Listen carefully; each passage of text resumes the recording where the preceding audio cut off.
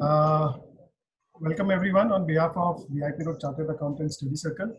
This is a CPE approved 2 CPR credit program. Just to clarify, in order to claim the credit, you must be a VIPCA member. Vishnu, please correct me if I'm wrong anywhere. You're right. And B, at the time of registration, a lot of you have not been able to provide your membership number. And now, in order to claim that membership number, you are all requested to please send us an email along with your phone number, your name, and your membership number, along with today's program name. Please mail us at info@vipca.in.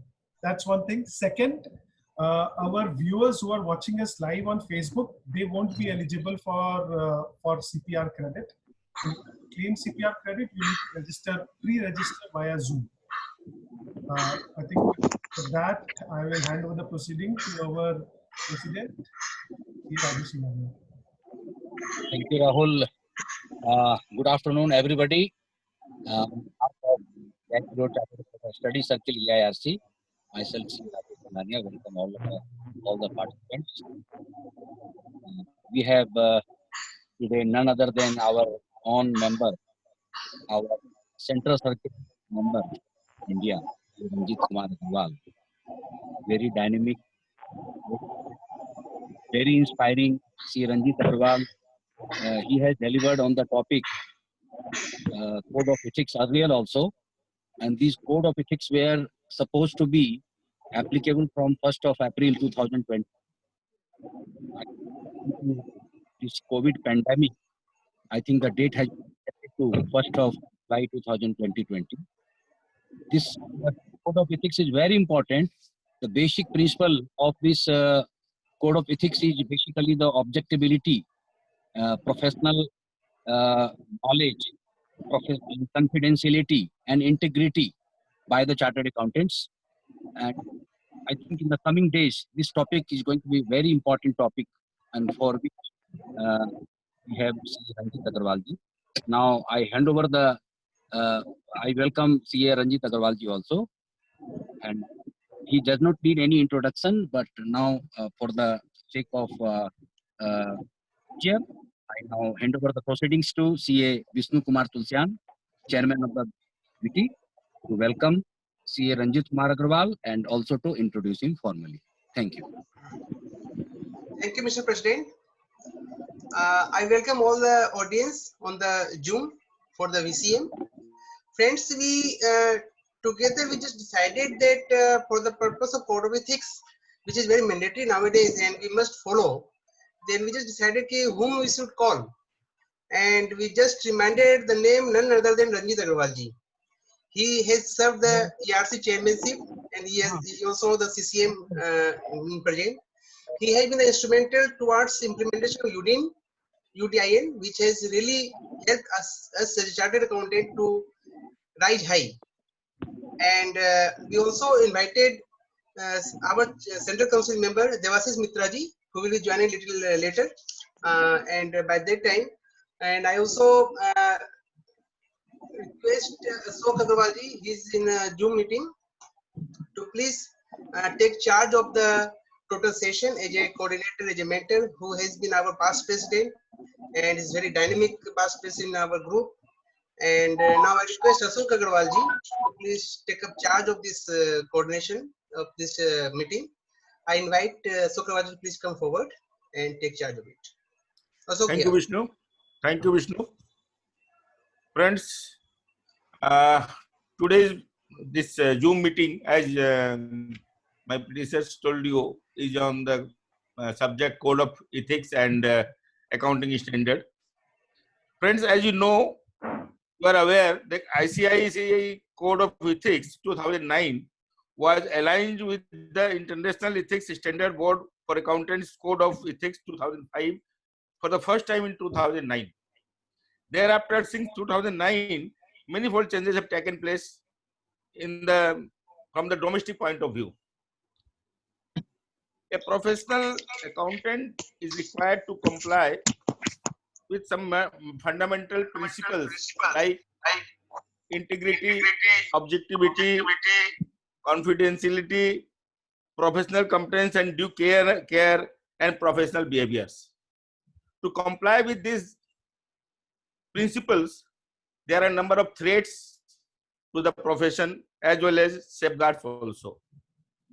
To give a detailed discussion on the subject, we have with us Sri Ranjit Agarwal, Central Council Chairman, Central Council member and past Chairman of EIRC, who will give a brief detailed about this on the subject. But before that, I invite Sri Anil Achalia to introduce Sri Ranjit Agarwal.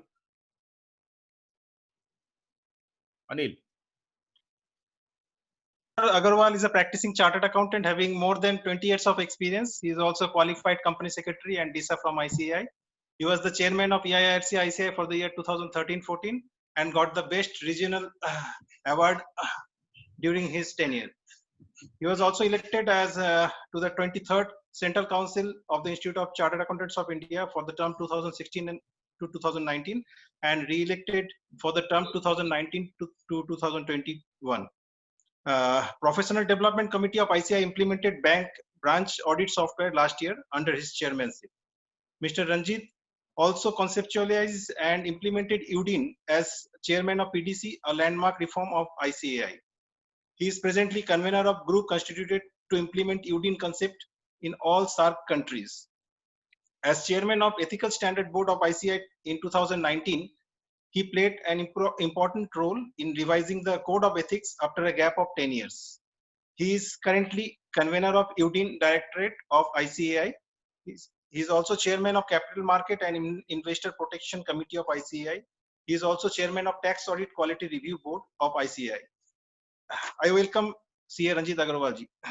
Now I would like to introduce Dr. Debasish Mitra. Mr. Mitra, I have to cut short your long length profile because of time. Anil. Anil will do it when sir is there. Right. Yes, Mr. please. Mitra will join at 6. So we will do the introduction at that time. Okay, he has not joined yet? No, Yes. he hasn't. No. Okay, then over to Ashok ji. Thank you. Now, without taking much of time and wasting the time, I request Sri Ranjit Agarwal to give his deliberation speech. Ranjit ji. Thank you very much. We call it Ashok Bhaiya. He is from same complex. President of this VIP Road Study Circle, Rajesh Singhania, Rahul, Vishnu, Bajrang, and all the Anilji and all the past president of this VIP Road Study Association at the Study Circle and all the viewers of this Zoom meeting.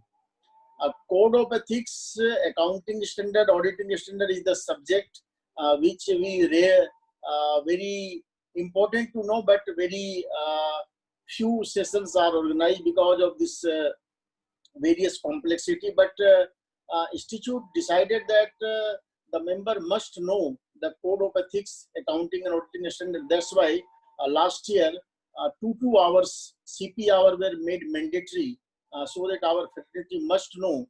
We had read the Code of Ethics when we qualified as a CA, that green 2 books, Code of Ethics and ICAI Act and regulations. But the kind of complexity the profession is facing now all across the globe, and we are becoming a global chartered accountant. So the Code of Ethics are very, very important. How this Code of Ethics are important, those who have seen the NFRA order of ILFS, it is on the public domain, just go and see all kinds of threats, all kind of Code of Ethics, international Code of Ethics has been mentioned in that order, and how this Code of Ethics are coming to rescue when you are confronted with some professional problem. So that is also shown in that NFRA order.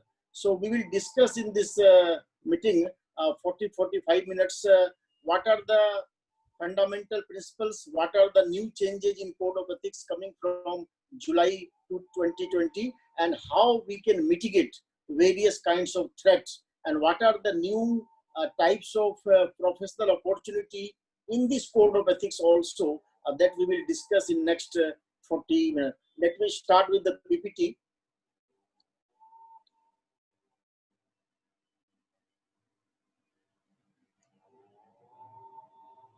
Is it visible to everybody? Yes, we are. Yes, Bhaiya, we Okay. can see it. Yes, Bhaiya. Okay. So friends, as you are aware, the Chartered Accountant of Institute have 3,15,000 members.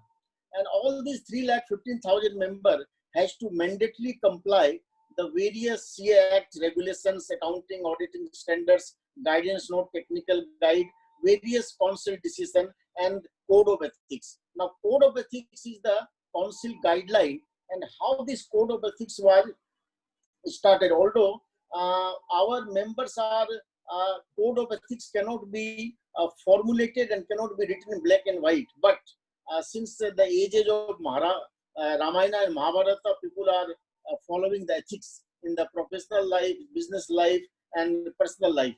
But in 1963, the institute decided that some code of ethics, some code of conduct regarding the professional behavior of our member should be codified. And that's why in 1963, first time institute made code of conduct as a council guideline. And that point of time, our president was C.R.C. Cooper, and he said in his opening remark at the time of introduction of code of ethics in the council, in the larger interest of the institute, the council exhorts all members to search their heart and concise whenever in doubt, and thereby assist towards the maintenance of high principles of professional conduct established by the council. These were the opening remark of then president when code of conduct was introduced. And as you are saying, code of ethics is a state of mind. And in our code of ethics, it is written that whenever you are confronted with the two options, something is legal and something is ethical. So something is not ethical, but it's still legal. We are not advocated to follow that path. But if something is ethical, but still not codified by the legal fraternity, then still we should follow the ethical. So if something legally something is allowing us to go for it, but that is not ethical, we should not follow this path. That is the mention in our code of ethics. And as code of ethics is a lawful, at the same time it's awful. And how these professionals, we professionals are different from the rest of the people. Because of this code of ethics, we say the professional, whether CA, CS, doctor, or any professional, they does not always work for the professional gain. We have our larger interest. Whenever we certify something, on the basis of our certificate, the stakeholders rely. The interest of the society, the interest of the nations are the paramount importance than our personal gain. That's why these things like differentiate a person from professional and the normal human being. That's why we professionals are in many ways are distinct from the rest of the people of this country, and that's why we are called professionals and not a general person. As I told you, 1963, first time a code of conduct was formulated by the council, and in 2001, this name was changed to Code of Ethics instead of Code of Conduct. And as rightly told by Ashok ji, in 2009, first time our Code of Ethics was aligned with the International Code of Ethics, that is 2005, their edition of International Code of Ethics. We have aligned with our 2009 Code of Ethics. As I told you, ISBA is an International Ethical Standard Board of Accountant, which is a committee of IFAC. IFAC is a International Federation of Accountant having 130 country as a member country, and India is the founder member of that country. So whatever IFAC decide, we are bound to follow because we are the member of that body, and that body has 130 country accounting body member. All the country follow whatever principles and policy formulated by IFAC. So ISBA is the one of the committee of IFAC, like Ethical Standard Board is the committee of ICI. So we have, after a gap of almost 15 years, in 2018 ISBA Code of Conduct, we have aligned this year with our Code of Ethics. So 2005 to 2018, we had not aligned our Code of Ethics with the International Code of Ethics. So after a gap of 13, 14 years, we have aligned our code of ethics. But there are some provision in this our Indian code of ethics which are more stringent than international code of ethics. Like in our code of ethics, statutory auditor cannot do the internal audit job for the same year. We are not allowed to charge fees based on the contingency fees are not allowed with some exceptions. We have our management consultancy service guideline. We have our advertisement guideline. We have our website guideline. All these guidelines are not mentioned anywhere by any 130 country of the world. Only India is there who has regulated our profession in these lines. And as I told you, our code of ethics is a guideline framed by the council, and as per schedule 2 and part 2 clause 1, non-adherence to the council guideline is the professional misconduct. So whatever code of ethics we are seeing, we have to follow it because it's a council guideline, and non-adherence to the council guideline is a professional misconduct. Globally, entire 130 country, the code of ethics are based on 5 fundamental principles. That is integrity, objectivity, professional competence, due care, confidentiality, and professional behavior. So whatever we have codified and whatever amendments are coming are based on these 5 fundamental principles, how a professional accountant should behave professionally, personally, and socially. We have our Chartered Accountant Act, in which Schedule 1 and Schedule 2, there are 2 schedules. Schedule 1 has 4 parts and Schedule 2 has 3 parts. So how this Schedule 1 and Schedule 2 are important, because Schedule 1 we have 19 clauses, and whatever misconducts are done within the fraternity are covered in Schedule 1, like non-communication with the previous auditor, solicitations, advertisement guidelines, sharing of the fees, non-member cannot be your partner. All these non-compliances which are there are covered in Schedule 1, and whatever is there in Schedule 1, we have Section 21 in our CA Act, which talks about Board of Discipline. And what is this Board of Discipline? It's a 3-member board in which 2 are council member and 1 nominated by the government MCA. These 3-member board decide whatever 19 clauses misconduct done by our member in Schedule 1 are decided by this Board of Discipline, and based on their judgment and their wisdom, there are 3 types of penal provision are mentioned. Number 1, they can reprimand, or they can say this is the first time misconduct you have done, so they can reprimand.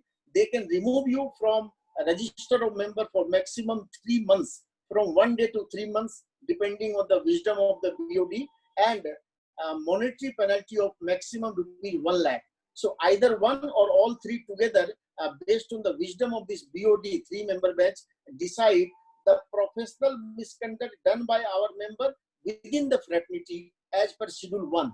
Now coming to the Schedule 2, it says 15 clauses, and this schedule talks about the professional misconduct done by our member which are affecting the fraternity, not only fraternity, but the society and the country at a large, like various stakeholders, government, regulator, stakeholders are affected by your reporting, by your misconduct.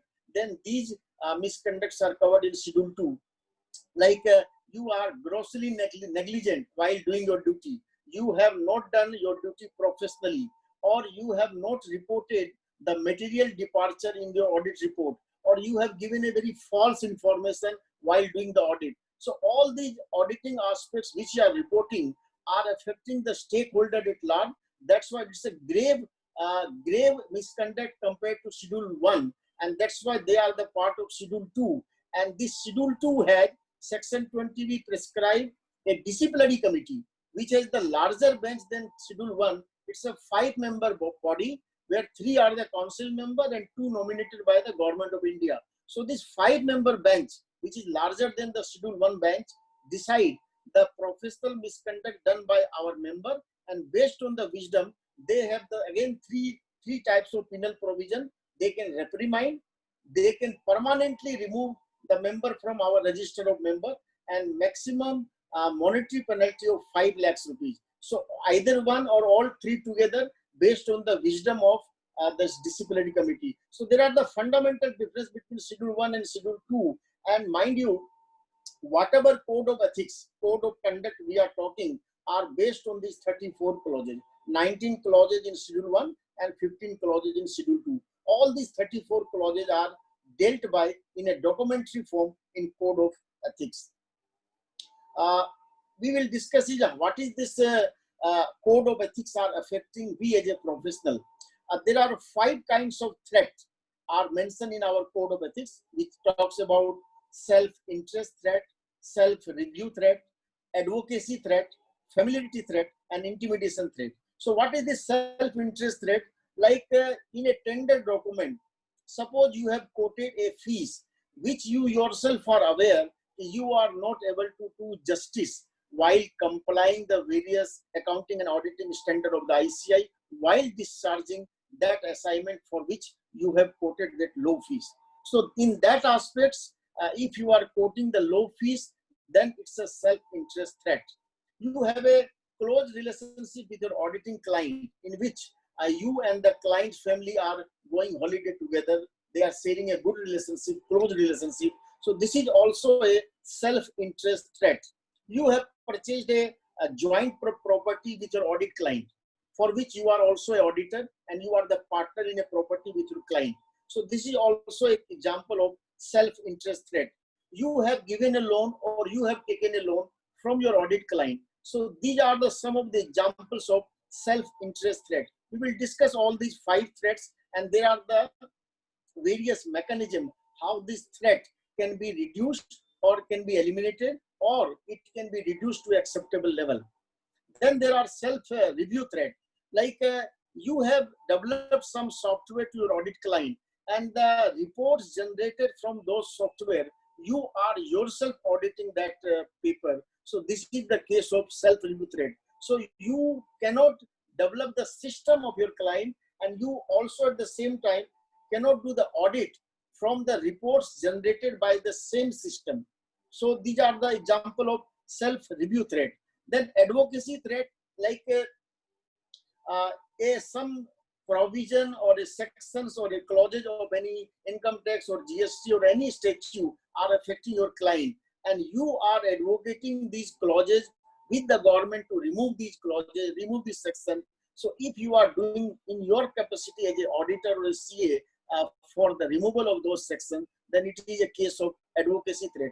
When an association or ICI or an institution give a representation for removal of something, that is a different aspect. But you as an auditor are advocating to the government for lobbying the government for some removal of the clauses which are directly or indirectly affecting your client. It is the case of advocacy threat.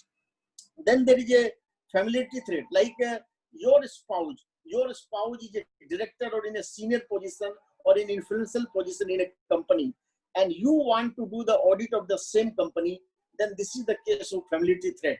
And suppose one of your partner has resigned from your firm and he has joined a company in a senior position in which he has an influential position. So this familiarity threat said you cannot be the auditor of that company in which your ex-partner has joined in a senior position. On birthday, anniversary, Holi, Deepavali, we'll receive lots of gifts from the client with a substantial amount. So if you are doing that, it's a familiarity threat. So a substantial gift received on the various occasions from the client is also a case of familiarity threat. Suppose you are having a seminar and you are bringing some advertisement in that seminar from your client because you have the influential position of your client because you are the auditor. So this is also an example of familiarity threat. Long association, 20, 30, 40 years, you are associating with one client, you are doing audit. So these are some of the examples of familiarity threat. Intimidation threat, like you have received the gifts or some prizes on the Holi, Deepavali or birthday anniversary from your client, and the amount is very substantial. And now you want to qualify your client's audit report. Now the client is threatening that if you qualify my report, I will make public that you have accepted some substantial large amount of gift from me on the occasion of Deepavali or your birthday or your anniversary. So this is the case of intimidation threat. So by giving a gift and making it public so that you should not qualify the report of your client is the one of the examples. In a company, because this code of ethics equally applicable to member industry. So in a company, a chartered accountant is working as an employee and he wants to be promoted or a transfer with some sorts of kickbacks or something, then these are the case of intimidation threat. You are like the accountant says, if you promote me, I will not make these reports public. Like there is a very interesting point in this new code of ethics has come. Suppose you are a employee in a company and you know some non-compliances done by your company which has not been brought by you to the auditor.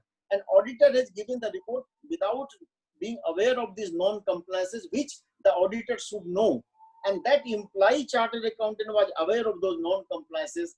And later on, if it is established that that employee CA was aware of that non-compliance, but he has not brought this fact to the auditor management, then that employee CA is equally guilty of professional misconduct. So these are some of the examples of intimidation threat. How to deal with this situation? Suppose the code of ethics says in all these 5 kind of situations, if you are able to bring these threats to an acceptable level, then you can continue. And if you are not able to bring these threats to acceptable level or you cannot reduce, then you have to withdraw from the assignment. Say for example, you have been invited by the company in the board meeting as an auditor for Goa. And you want to go to Goa along with your spouse. And the payment of the traveling and the hotel accommodation of a spouse is also paid by the company in addition to your as an auditor. So these are the cases of familiarity threat. So you cannot do that. But what are the safeguards? Safeguard here is if you yourself pay the expenditure of your spouse of hotel and accommodation, then you have brought this threat to acceptable level and you can continue. So these are some of the examples in which you are in a position to bring these threats to acceptable level. If you are not in a position, then you have to withdraw from the assignment. We will also discuss some of the new features of this new code of ethics here, like rotation. As you are aware, we have Companies Act 139 talks about 5-year and 10-year rotation of auditor. We have our RBI Act, NBFC, and the Central State Auditor and Bank Auditor. That rotation aspect is there. We have also rotational aspect in housing finance company, like NHB, National Housing Board. We have SEBI requirement for rotation of auditor for auditor of stock broker and mutual fund. We have Employee Provident Fund Scheme 1952 rotation of auditor. And in our institute, SQC1, which is from 2009, which talks about standard of quality control related to the firm. So if you are doing an audit of a listed company and that company you cannot do more than 7 years in a row. So after 7 years, cumulatively or consecutively, if you are doing, then after 7 years, you have to take a 2-year cooling. 2 years coolings are applicable.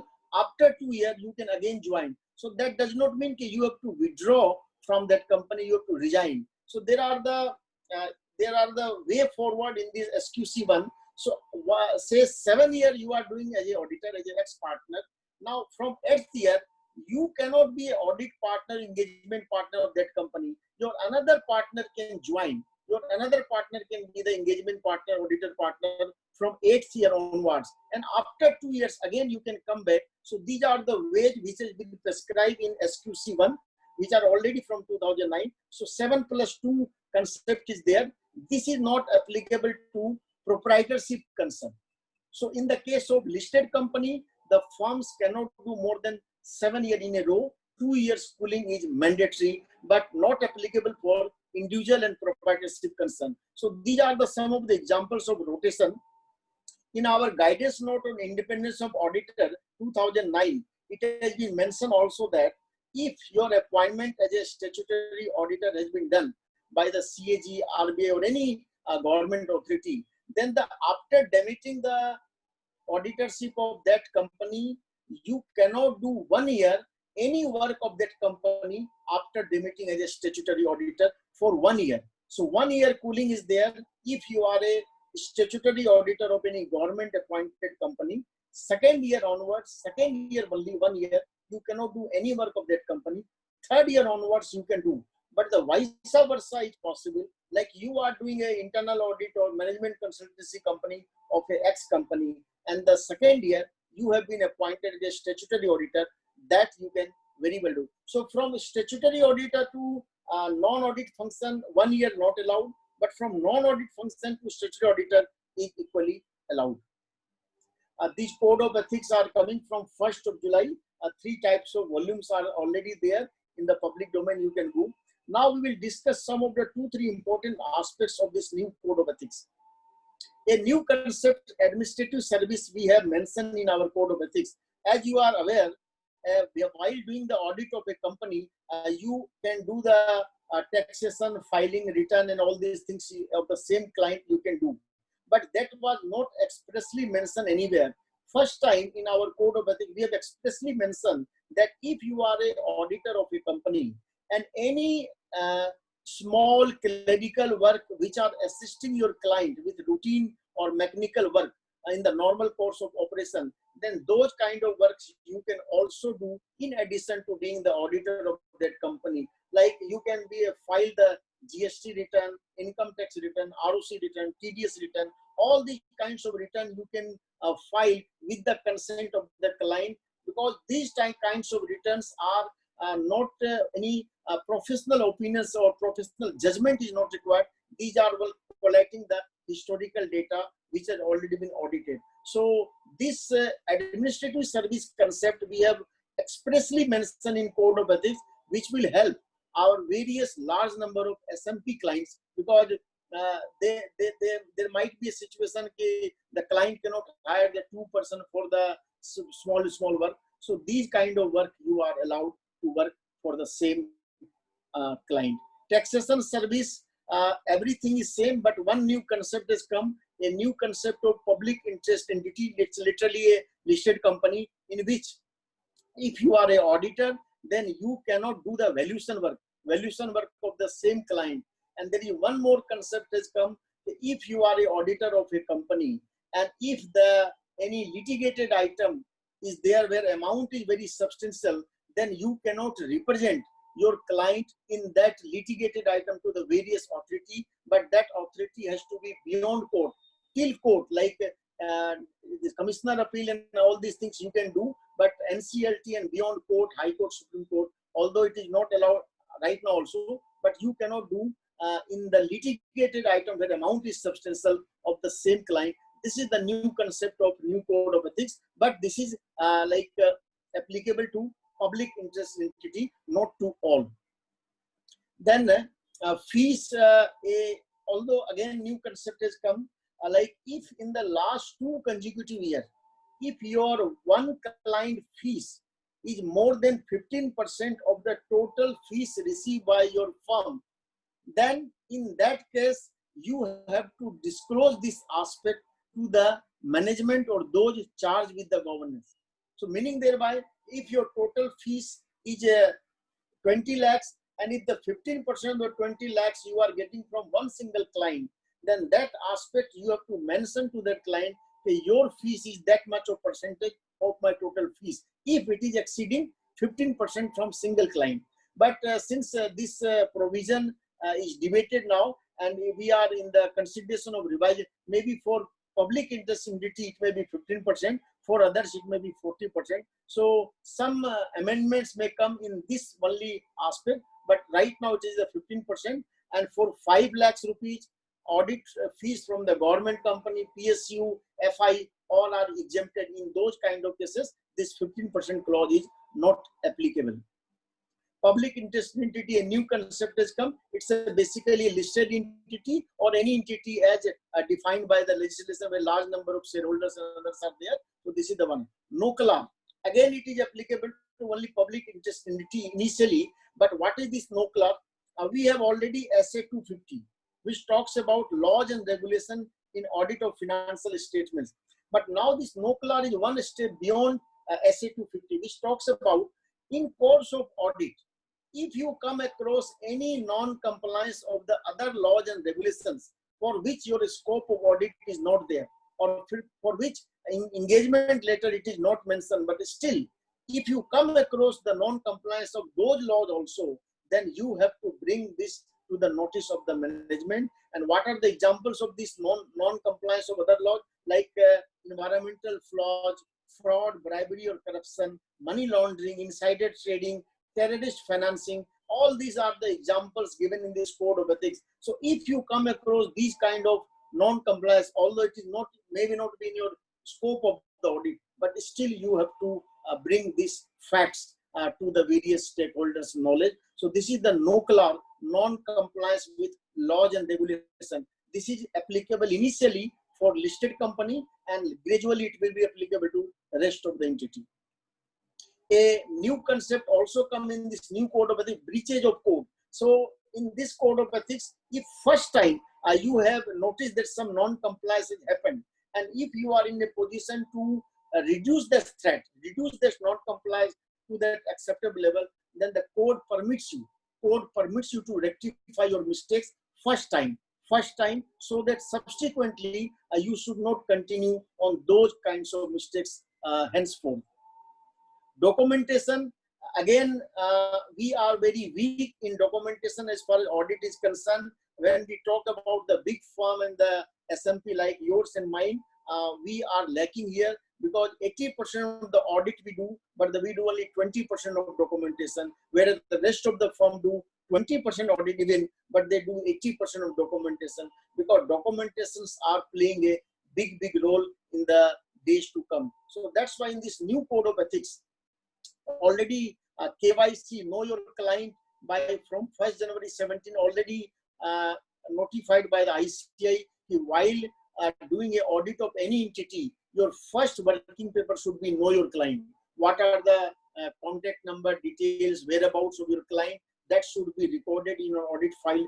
That should be the first paper, because you may not be the auditor of the same client for next 8 years, 10 years, 20 years down the line. And if some fraud happened done by that client after 20 years, so the inquiry may come to you also. And in that situation, you can say, yes, I know this client from this period to this period, and these are the details I am aware. So know your client is mandatory from 1st January 17. And in this new code of ethics, various, all the provisions, at the end of the provision, a separate paragraph has been mentioned about the documentation. So while doing the audit, now for every audit client, you have to tell, you have to record, you have to document all these facts in a detailed way, like the facts about the client, the entity, what are the accounting standards, auditing standards are applicable to those entity, what are communication you have made, exchange with your client while removing your doubts, clarification, all these communications, what corrective actions you have taken while dealing with this communication, all these things, and how you have attempted to address the non-compliance or various other things which the client has done, and how you have rectified. All these things you have to document in the greater way, which was not earlier. So it has been applicable first time for every client. All these facts are mandatory now. Resignation of auditor, clause 8 part 1 schedule 1 talks about you can communicate with your previous auditor. This year we have allowed, in addition to registered post, the registered email ID.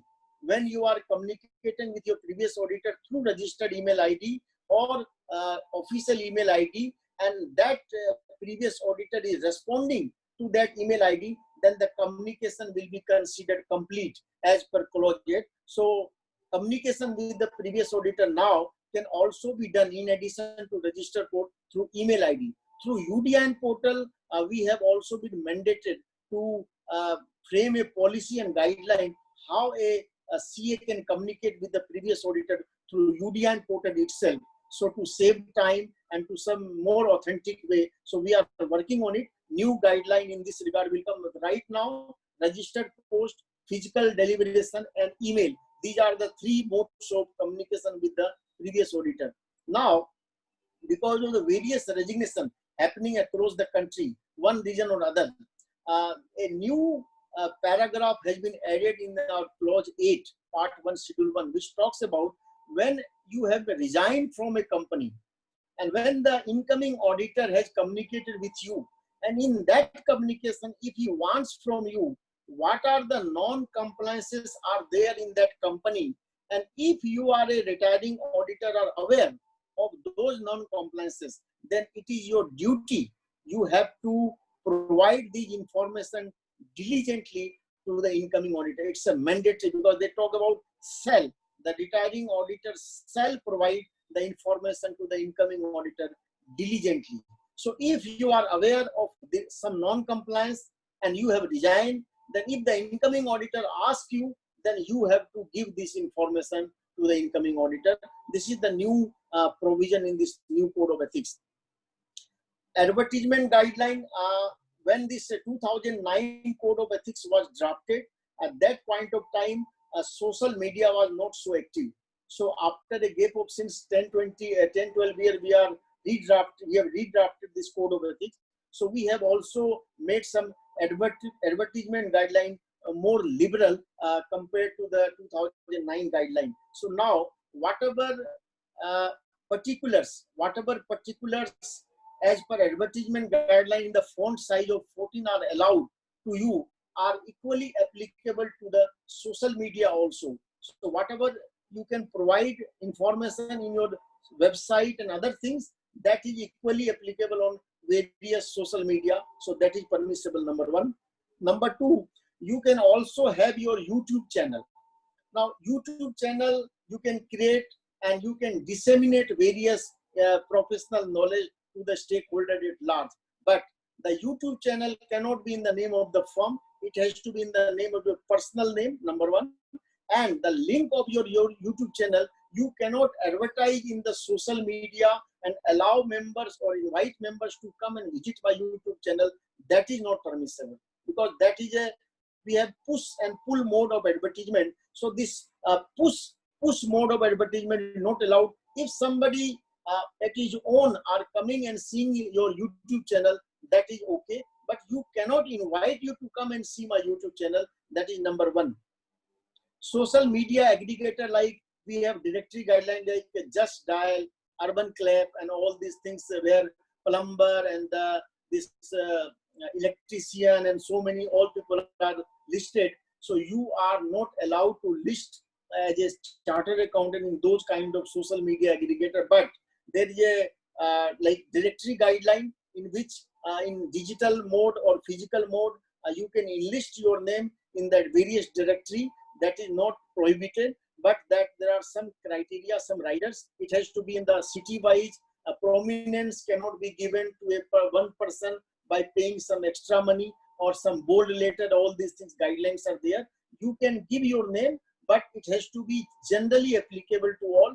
Any prominence cannot be given. In your visiting card now, you are allowed to do write as a chartered accountant, but first time, if you are a practicing C at the same time, you are a insolvency professional or registered valuer. So both these nomenclature you can also write in addition to your name and practicing CA. These two things are allowed. And whatever diploma course you have done from ICI, like a diploma in international business finance or diploma in international, there are the two types of diploma available in ICI.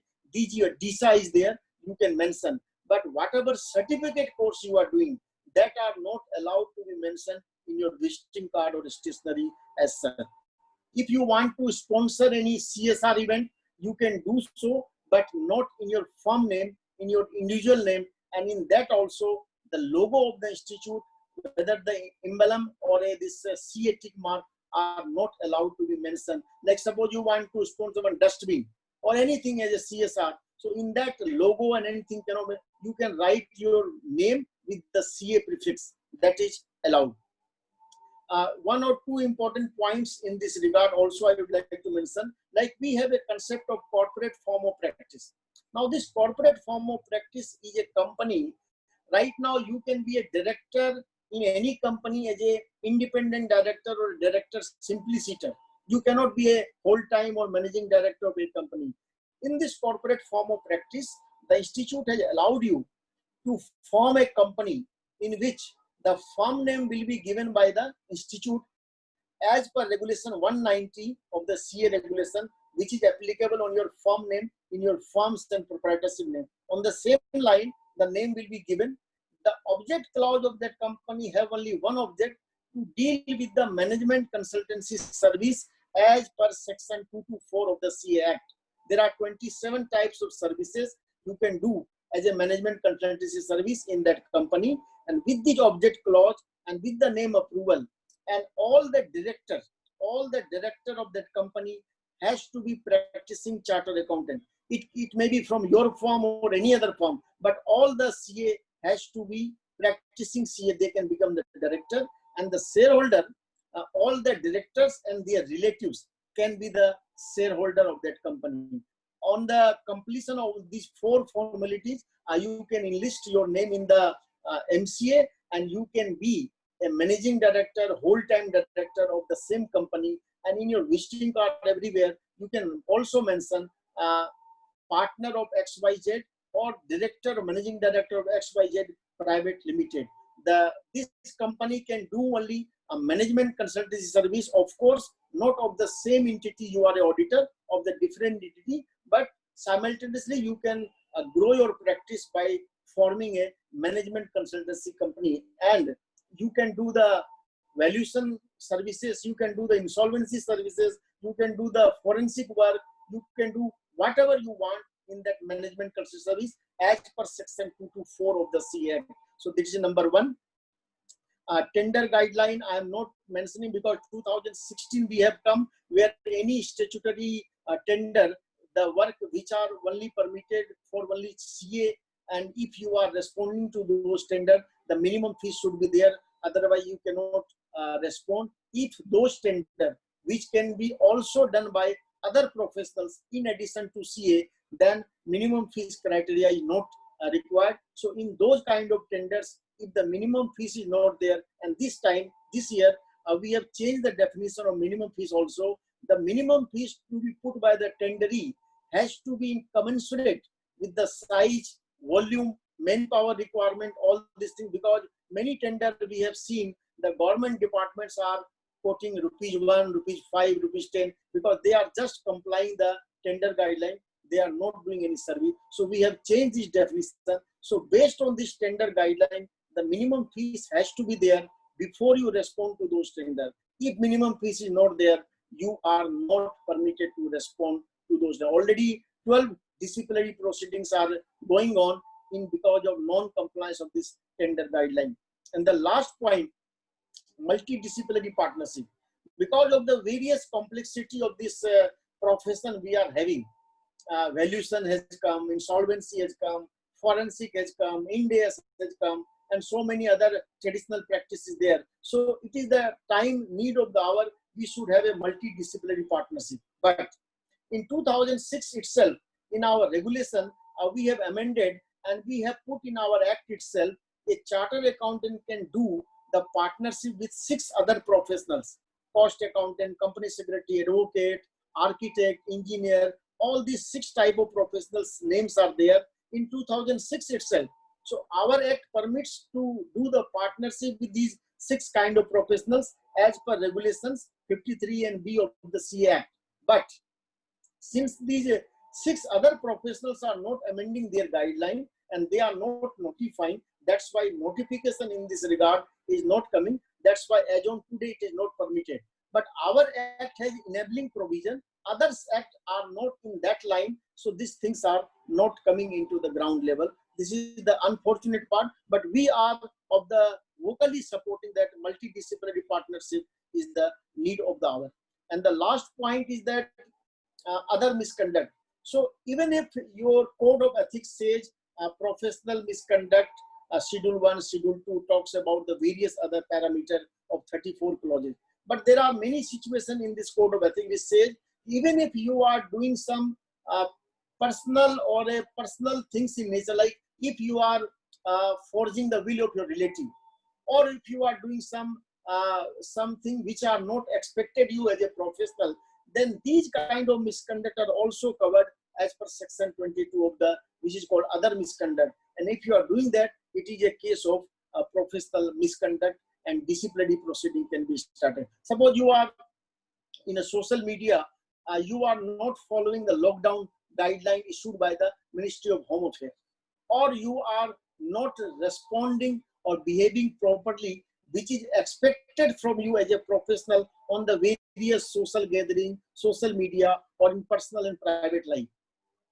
Domestic violence is one of the examples. So many issues are there. So if you are found to be involved in these things, then it is also a case of other misconduct as per section 22 of the CA. So it is not confined to your professional behavior. Your personal and social behavior are also covered in our Code of Ethics and Chartered Accountant Act.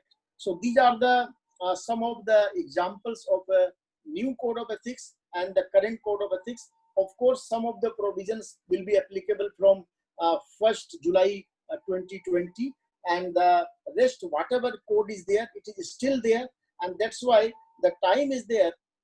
It's a very high time that we all must know what we can do and what we cannot do. And one more important point in this regard, if you are responding or you are professionally doing your duty and discharging your duty as a true and fair, as per the various regulation, guidance note, technical guide of the ICI, and even though you have done some mistake based on the following the various guidance note of the ICI, still the Supreme Court has opined earlier that if the member of the ICI is following their alma mater, they are following the publication issued by their alma mater, even if it is a mistake, then that member cannot be held guilty. So these Code of Ethics and these various guideline, various technical guidance note are protecting you. It's working as a shield to the professional. So if you are working and following all these Code of Ethics and guidelines, and even if some mistakes may happen, you will be protected from various other legal tussle. So this Code of Ethics and other guideline is not only a guideline, but it is a protective shield for the professionals at a large. And that's why we recommend every member must know these Code of Ethics and Code of various principles of 5 fundamental principles and all these 34 clauses in detail, and we should behave according to this Code of Ethics. So these are the some of my thought process in this Code of Ethics for 40-45 minutes. And the important point also to we should know all the 34 clauses in detail with the disciplinary decisions given by the ICI. We have this year come out with a new booklet which is called Volume 3 of the Code of Ethics, in which 484 disciplinary case law we have compiled, and which has been updated till 2019. From 1949 to 2019, the important disciplinary decision of this institute has been compiled and which is available in the public domain, and it is a search facility also. Suppose you want to know what are the decisions given by the institute in communication with the previous auditor. So if you search clause 8 or communication with the previous auditor, all the 20-30 case law will come your screen. Such facilities there, and if you go through that, then you can discharge your work more efficiently. So these books will help you to discharge your work proficiently and efficiently. So with these words, thank you very much for your patience listening. Thank you. Thank you, Ranjit. Okay, there are some questions. There are some questions. Yeah, we have some questions from the audience. One is there any format for KYC of the clients? Yes, it is a format is there. We have given a list. What are the requirements of that format? Name, address. What this format is there. It is on the website. It is in our new book also. You can get it format here also. And another question from Kamal Baglodia. if somebody else who is not known to me is doing my publicity by forwarding or sharing my YouTube channel. I don't think anyone unknown to him. Somebody else is for promoting your channel. Yeah. In that case, you have no locus standi. If it is proved that you are not doing, so you have nobody. And another question from Satish Nemani. Sir, no clear covers reporting non-compliance of GST law, PF, SI, etc. No color is the non-compliance of other laws and regulation which has been applicable for listed company initially first year, and whatever other laws which you are not, GST and income tax itself you are supposed to make a comment. So there are many other laws in which you have no domain or you are not subjected to comment. But in course of audit, if you come across the non-compliance, you have to report. You cannot say ki, this is not in my domain, I will not say something. That is not permissible. If you know, you have to report. Rahul Kamal Bagrodia has some other question he want to speak. Yes, So please yes, unmute him. I'm unmuting him. Kamalji, now you are unmuted. Thank you, Rahul, and Ram Ram to all. Ram Ram. Ranjit Bhai, Ram Ram. Ram Ram.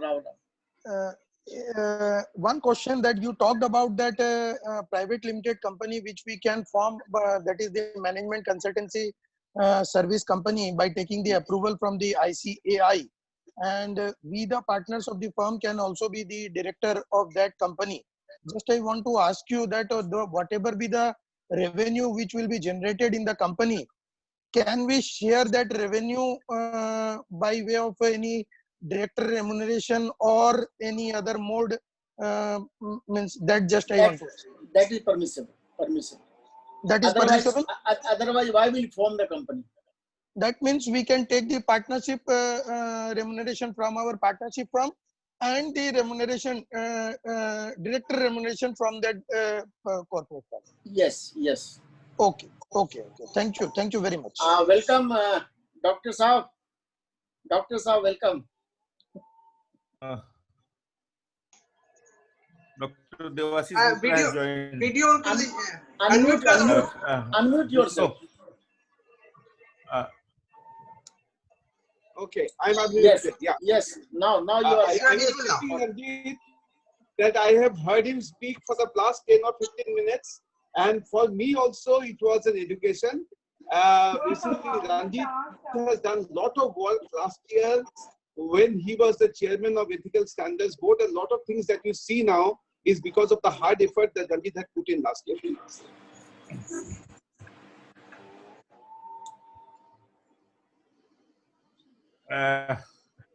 Any other question from the audience? Then we will conclude and start the next topic.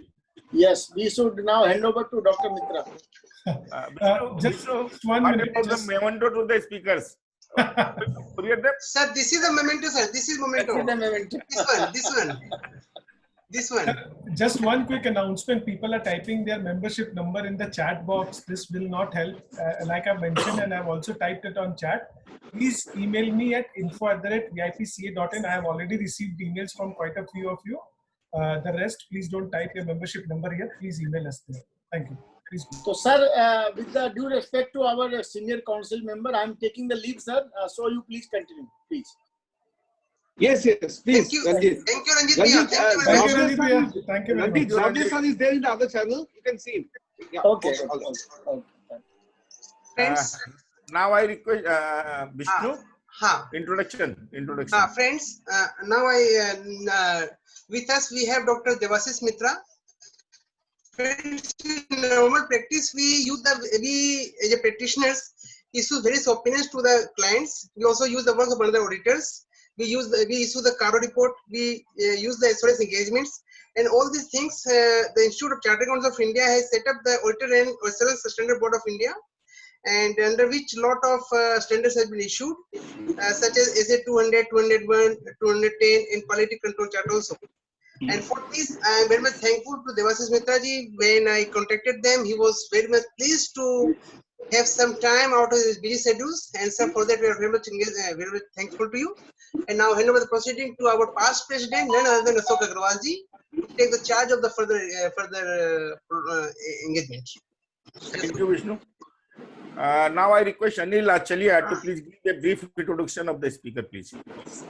Thank you, Ashok ji. Welcome, Mr. Mitra. I have got your long length of profile and Only very brief. As he has said, as Agarwal ji time I have to cut short the profile, so pardon me, please. For that. I'm just a central council member. That's it. हो जाएगा, काम हो जाएगा.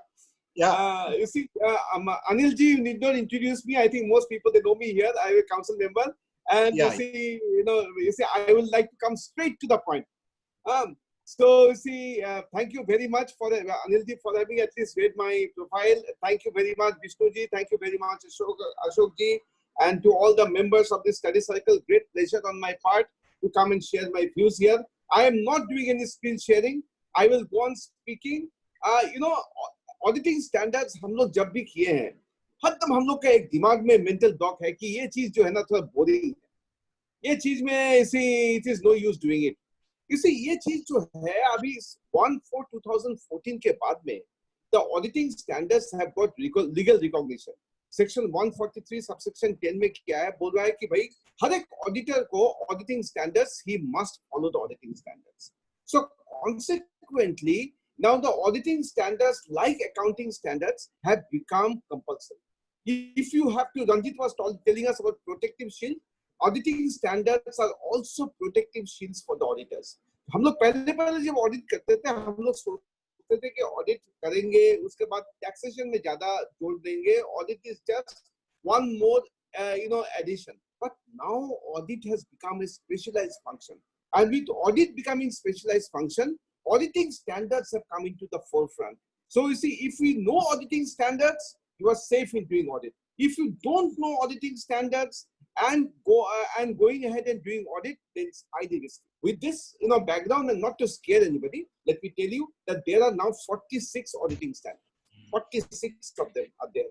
Like accounting standards, you have 28. So we have 46 auditing standards. So, and all these auditing standards are all compulsory. I will just take a few of them where you see the institute had to issue guidance note in recent times because of COVID. A few of them where there was a lot of controversy from all over the country. जहाँ controversy बहुत ज़्यादा था, मैं उसी को ले रहा हूँ. So first of all, I'll take inventory valuation. Inventory verification. Now what happened was this. 31st March, many of the companies and big companies could not do any inventory verification. Now the situation was this, that if no inventory verification is done, even by the auditors, please note SA 501, which talks about inventory verification. It says that, you see, the auditors should be present in the course of inventory verification. SA 501 says that. Now, you see, because of this COVID situation, you see, you had a situation where no inventory verification was done and the auditors were not present. Now there was this big clamor before the institute, and especially for the bigger firms. उन लोग बोला कि हम लोग ना Zoom से या video से हम लोग inventory verification, हम लोग ऑफिस से बैठ के हम लोग Zoom या वीडियो से inventory verification करेंगे.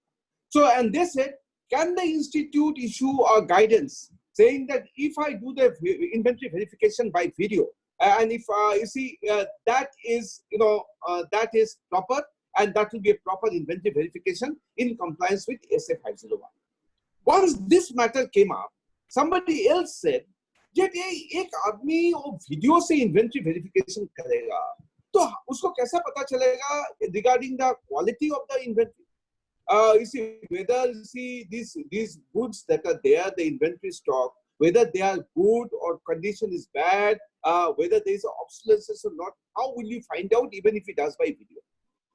Those were the days, you see, in the month of April, and we were speaking in various seminars all over the country, and this question was asked of us again and again.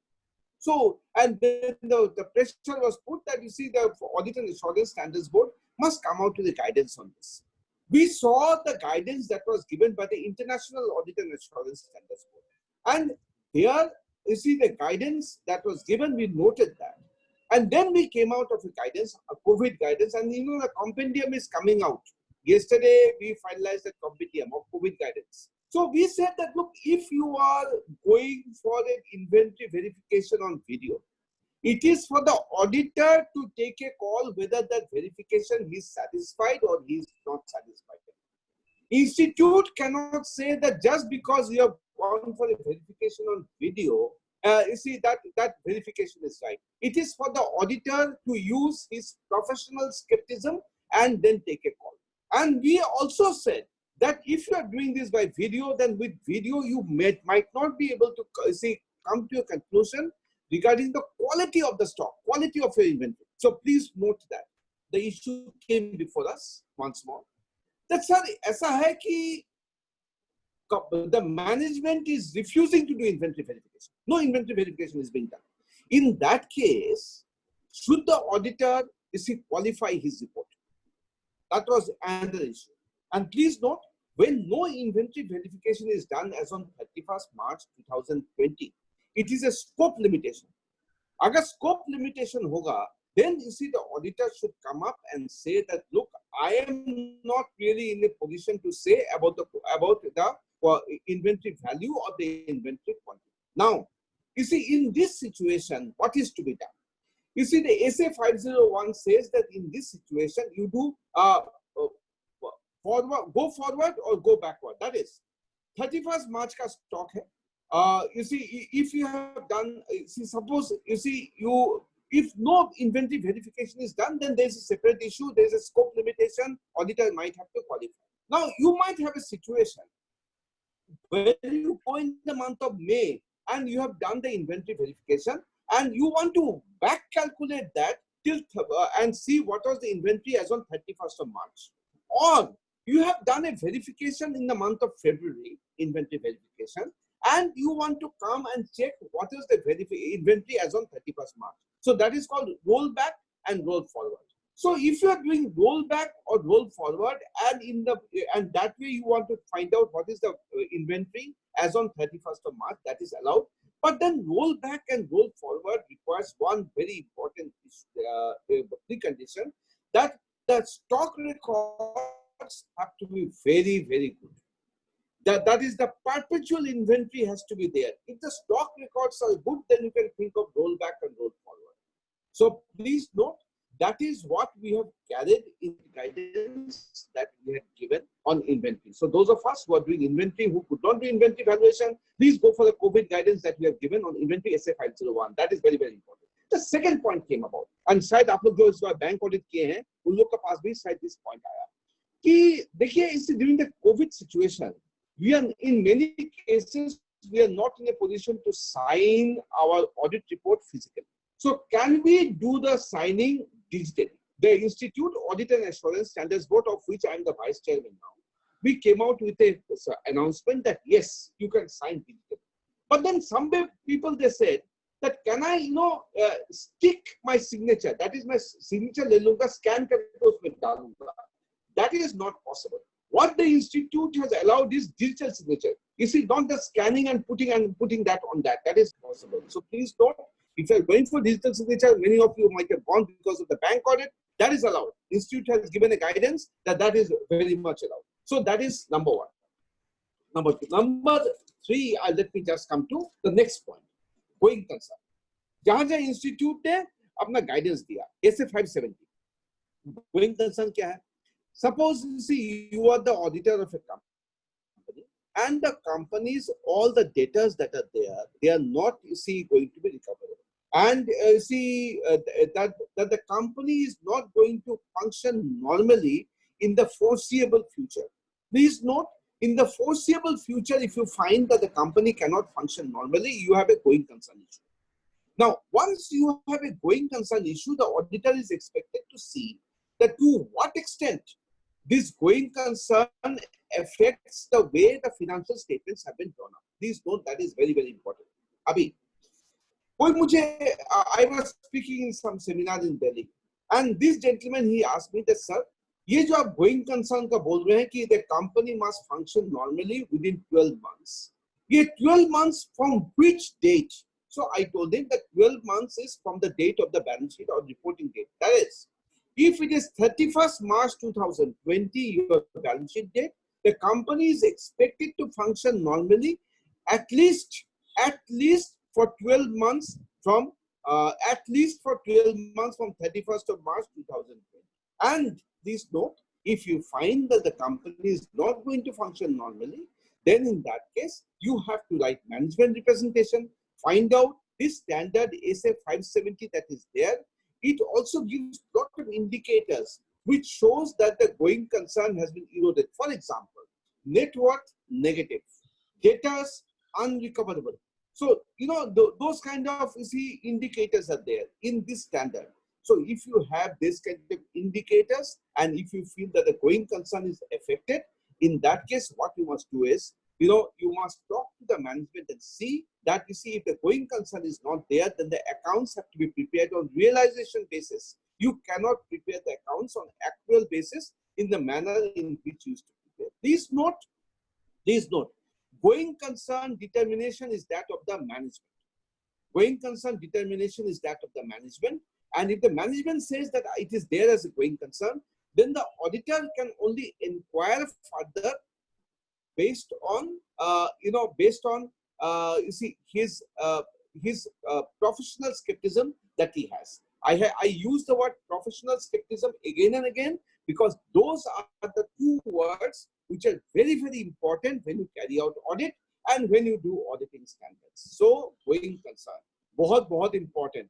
अगर going concern affected है, तो many of the companies have this time written that, you see, we are having some uncertainty on going concern. बहुत important going concern issue. So please note that is very, very important. Now, after having finished our going concern, I was telling you about written representation. SA 580. हर एक चीज में अभी COVID में, you see, whether you see you have, you know, to what extent the company has been affected. Going concern. You see, you must take written representation from the management. Now, I sit in the disciplinary committee. Now, what happened in this case? The auditor, he took written representation. He relied on the written representation, did not do any further audit except to rely on the written representation. And based on that, he signed the audit report. It so happened that the written representation was incorrect. I'll give you an incorrect example of an incorrect written representation when I talk to you about fraud, SA 240. But it so happened that the written representation was incorrect. And the auditor had relied on that. Please note, written representation, SA 580, is only one of the tools of audit.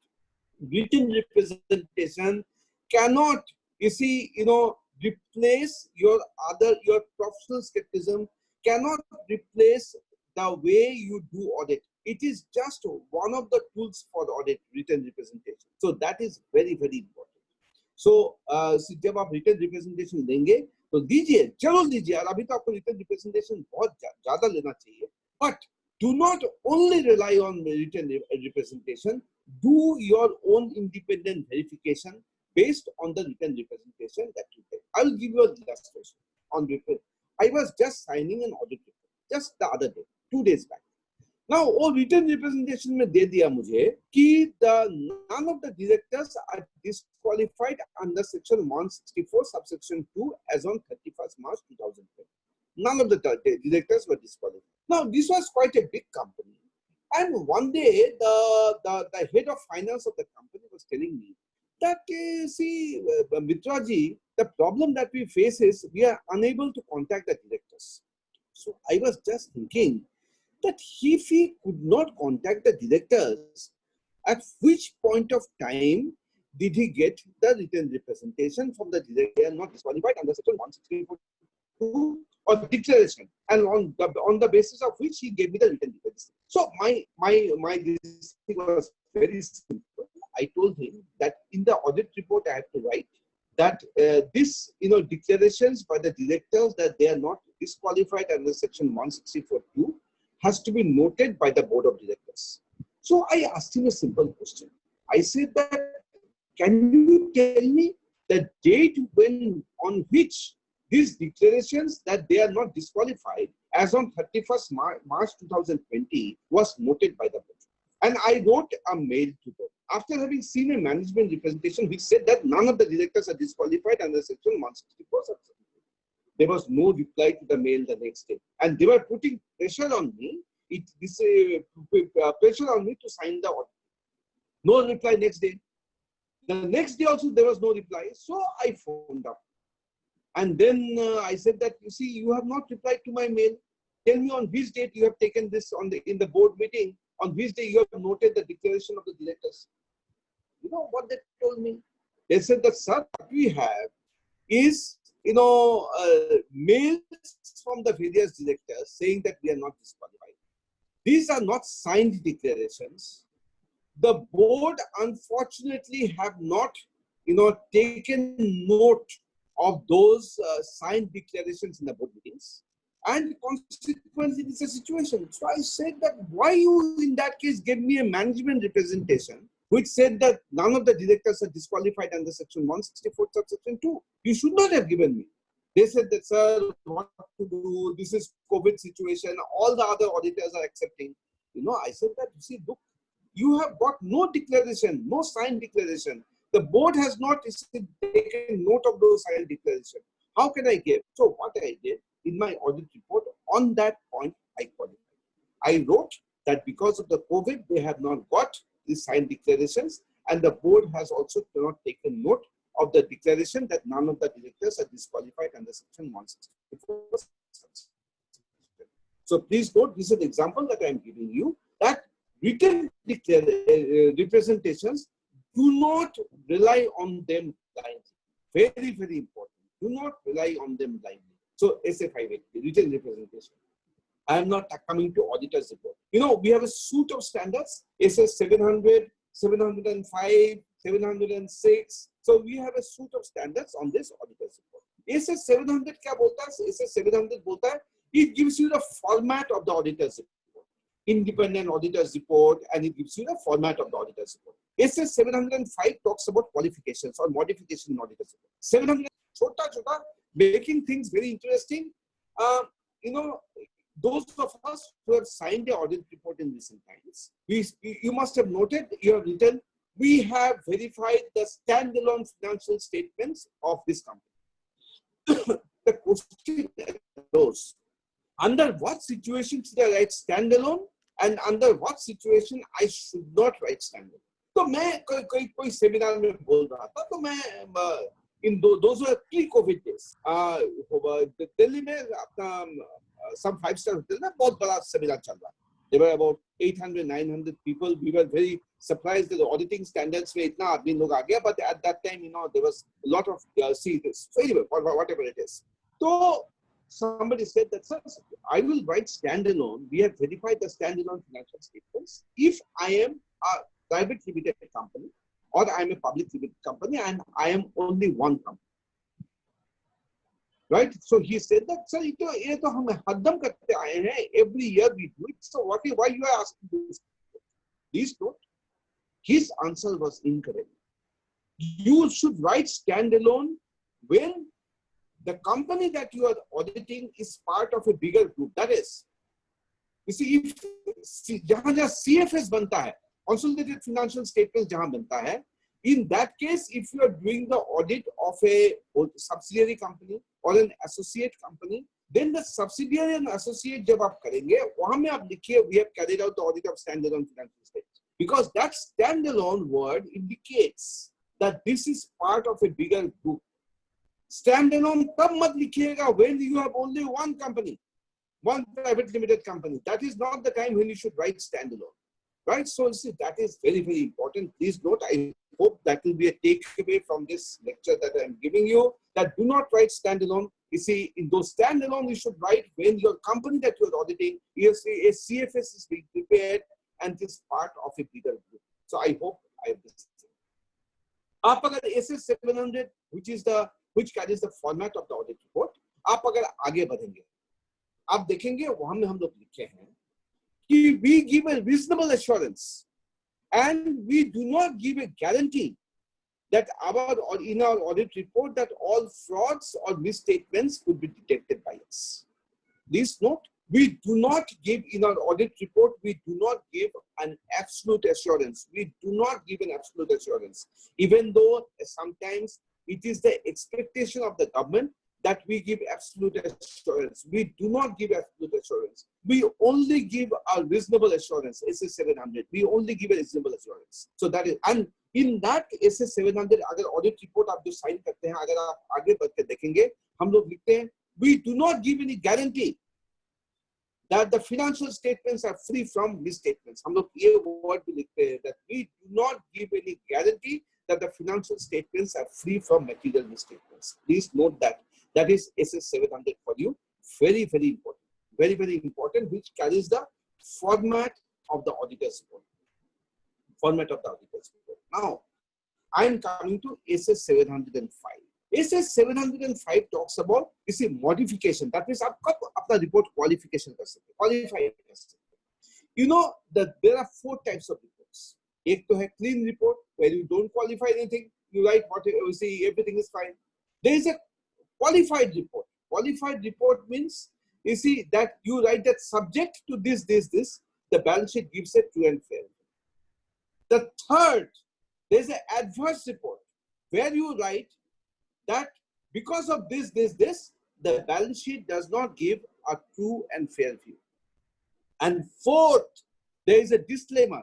Disclaimer you write when you have not got adequate evidence. You write that because of this, we are not in a position to comment as to whether the balance sheet gives a true and fair view or not. So you see, we have 4 situations when you give audit reports. A clean report, then we give a qualified report, we give an adverse report, and we give a disclaimer. So we can give either of these 4, you see, when you are doing the audit, right? And please note how you do this reporting, under what circumstances you should give adverse, under what circumstances you should give clean. These are all written in SS 705. So that is very important. This standard talks about modification of auditors. Very important standard. SS 705. मैंने आपको SS 700 and 705 बोला. Now there is a standard called SS 701. Key audit matters. Key audit matters means, for example, आपका COVID के लिए आपको बहुत कुछ नहीं देख पाए. It could be a key audit matter, and you can write that. But at the present moment, key audit matters is applicable. Reporting on key audit matters is applicable for listed company, and reporting on key audit matters is optional for non-listed companies. Please note that. मैं अभी आता हूँ SS 706 emphasis matter. एक बार Economic Times में front page में दे दिया था कि many of the auditors they are not qualifying, but they are using emphasis of matter to guard qualification. Now, what is emphasis of matter? Emphasis of matter means something which is there in the financial statements, which you again want to bring to the notice of the readers of your auditor's report by bringing it to the main auditor's report, but without qualifying the auditor's report. For example, the debtors are subject to confirmation, or trade receivables are subject to confirmation. So you see, if you are writing an emphasis of matter, you will write like this. We invite reference to note number this much of the financial statements, which states that the debtors or the trade receivables are subject to confirmation. Full stop. Then you write the next line, which is to be very clear. Our report is not modified in respect of this matter. That means you are saying that you are just bringing this to the notice, but you are not modifying them, right? So that is very important. Then you have other matters. Other matters, जो इस बार आप लोग bank audit, those of us who are very lucky to do bank audit this time, who have bought bank audit this time. You see, आप देखेंगे bank audit auditor's report में at the later part they have written depreciation, provision for taxation. All these are all done at the head office level. So these are, you know, when you want to make something, some other, you know, stand, you want to state something which relates to financial statements, but which have not been done in the financial statements, then you can do so. For example, other matter could also be this. You can write that I have been the CFS auditor, but I am not the auditor of subsidiary companies. I'm the auditor only of the holding companies, and the subsidiary companies have not been audited by me. If you want to write that, you can do so.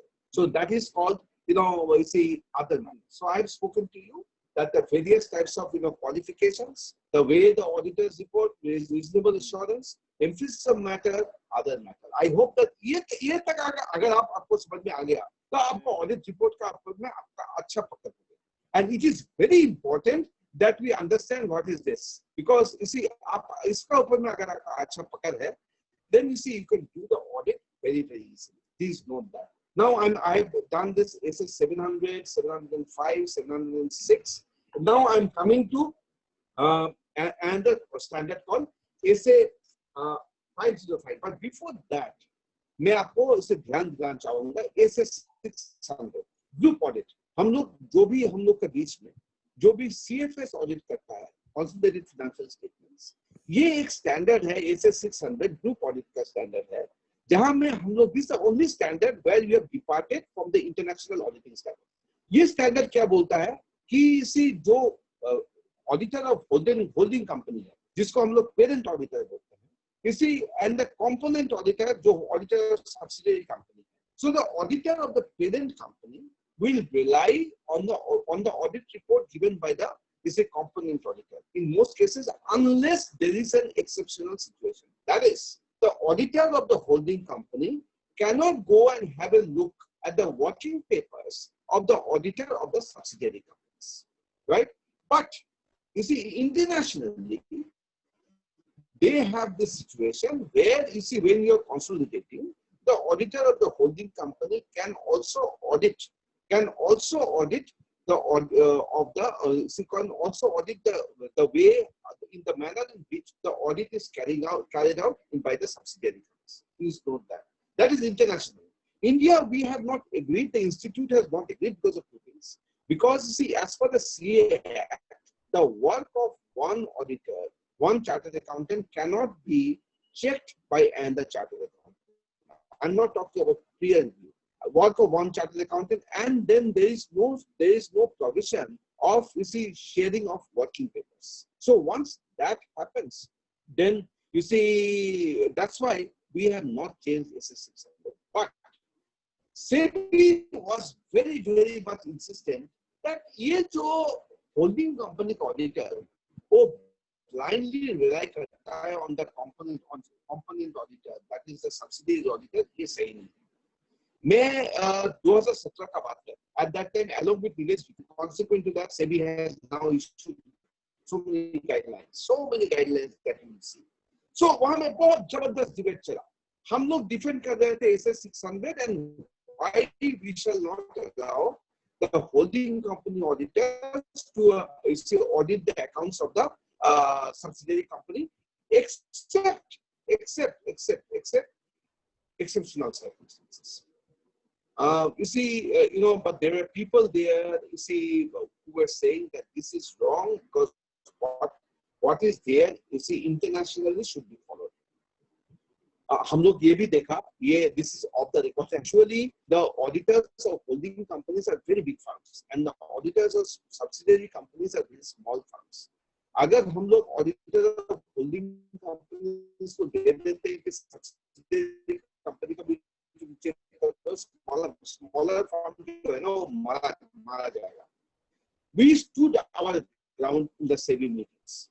In the Uday Kapak was saying that no, you should accept. We said nothing. Even Mr. Subramanian, who is the chief economic advisor to the government of India, he was a member of this committee. And so many times we debated, cross swords with each other on the auditor's report and things like this in that committee. I must have attended about 10 meetings of that committee. But what SEBI did subsequently, SEBI बोला कि ठीक है, तुम लोग मानता नहीं है कि audit करेगा, हम लोग limited review करेंगे.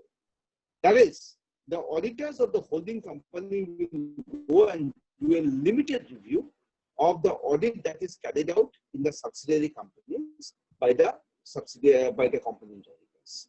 They are saying that we are not going to violate SS 600, but हम लोग अभी limited review करेंगे. Please note here, when limited review is done, that's a limited assurance. मैं तब आपको बोला था reasonable assurance हम लोग दे रहे हैं SS 700, when you do limited review, it is only we are giving a limited assurance. We are not giving absolute assurance. We are not giving a reasonable assurance. We are giving only a limited assurance when you are doing limited review. So please note that. And Abhi, because of this, we have a change in the listed company regulations, LODR jisko bolte hain. Now they are saying the limited review hoga. But still, they have not allowed, they have not said that this is the audit, the holding company auditors will 100% check the working papers of the subsidiary company auditors. They have still not done that. So I know many of you, see, for many of you, it must be about 1 hour, 40 minutes. I will take about another 5 to 10 minutes and I will finish off. And then if you have any questions, I'll be very happy to take them, right?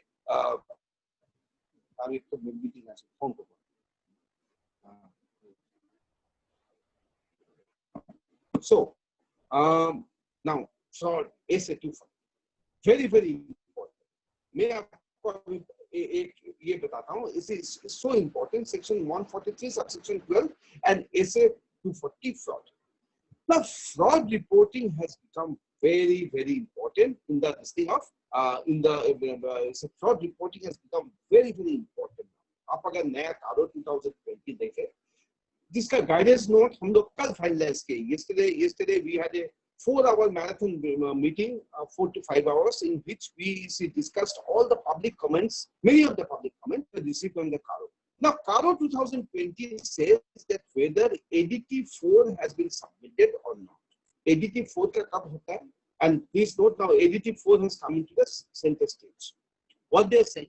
Now they are saying that if the value of the fraud, section 143, subsection 12, if the value of the fraud is more than 1 crore, then the company is supposed to intimate the board, and the board is supposed to, the auditor is supposed to intimate the board about the fraud that you have noted, and the board is supposed to get back to the auditor within 45 days, and taking note of the board's viewpoint, the auditor is supposed to intimate the government of India about the fraud within 60 days of the auditor finding of the fraud. Please note. And when you intimate the government of India, you see you have to do it by using a form called ADT 4. So abhi kya hai, jo CARO 2020 jo hai, which is applicable from 2021. You see, reporting under ADT 4, whether you have reported under ADT 4 or not, it has become now you have to mention that, you see, in CARO 2020 from 2021. So, and then if the value of the fraud is less than 1 crore, in that case, you are supposed to just intimate the government of India, intimate the board of directors, and the board of directors is supposed to mention that aspect of the fraud in the director's report. So that is fraud reporting. Please note, this is fraud reporting here. This is very, very important because you see it has penal consequences. If you don't report on the fraud, you see you have penal consequences. I was sitting in a meeting of the CARO group, which the government had formed at that time. And then you see the secretary and CA was saying that, you see, look, how many ADT 4 we are having. The auditors are not reporting on fraud. And he was saying that, you see, those are very important words that he had used. He was saying that I can understand the fraud being a needle in a haystack. But he was saying that if the fraud is like a rogue elephant running amok, in that case, if the auditor turns a blind eye to that fraud, I am not willing to understand why he has turned a blind eye to the fraud. Right? So please note, fraud reporting is going to be in the center stage. ADT 4, if you want to report, you have to use the ADT 4. And we have also a separate guidance on SA 240. This is related to fraud reporting. There's a separate auditing standard on fraud. Very, very good. Abhi ek sawal aaya. And we have also issued a guidance note on fraud. It's a guidance note on fraud reporting under section 143, subsection 12. In this case, let me now tell you a story. See, what happened was this. About a year back, one gentleman, he met me. I was speaking at the seminar. And he met me and he was, you see, very depressed. I was speaking not on audit, I was speaking on companies. And he was very depressed. So he was telling me that, Debasish, I am the auditor of a very big, large PSU. And he said that what has happened is that there was a fraud in this PSU And I could not see, there is a lot of pressure on me not to report. There was a lot of pressure on me not to report the fraud. And the ministry also had put the pressure. And now I don't know what to do, whether I should report on the fraud or whether I should not report on the fraud. And the fraud is a multi-crore fraud. And I was also telling them about the penal consequences for not reporting on fraud. So you see, we were having a cup of tea and he was discussing, very senior auditor. He was doing the audit of a huge public sector. And he said, he called his partners also, and all of them, they were surrounding me. They were saying, what? I said that, look, I will give you a good news. And actually, he wanted to protect the audit and he wanted to go with the government's viewpoint. But at the same time, he was scared about the penal consequences of the company. So I said that, you see, I will give you a good news, but you will have to take me to your partner. So bolta hai, bolo, good news kya hai? So I said that the guidance note, I said that who had detected this fraud? He said the company had detected this fraud and the company has submitted an FIR also to the police station. After having detected the fraud, the company has submitted an FIR also to the police station. So I said that, very good. So I said that, tum bach gaya. Tumko fraud reporting karna hai nahi. He said, why ADT4 karna nahi? He said, why? Why? What makes you say that?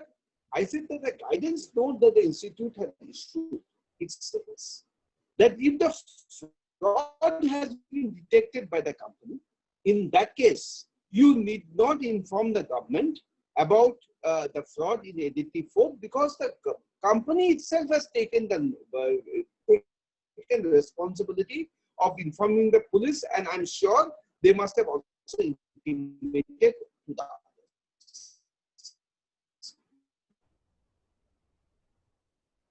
His question was, he was very happy. He said that, kahan guidance note hai? Mujhe dikhao.